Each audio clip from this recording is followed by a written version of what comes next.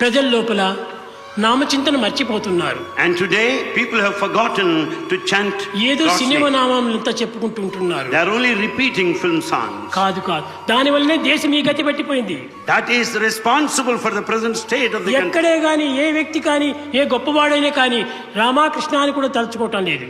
No great man of any stature is thinking of గొప్ప Rama's చదువులు, name. గొప్ప సైంటిస్టులు, గొప్ప మేధావులు కూడాను ఈనాడు విభూతి పెట్టుకోవటం మర్చిపోతున్నారు. The great people, the intellectuals, they are forgetting to apply vibhuti on their forehead. ఇంట్లో పెట్టుకుంటారు, బయటకు వస్తారని తుడిచివేస్తారు. They will have it at home and erase it the moment they come out of the house.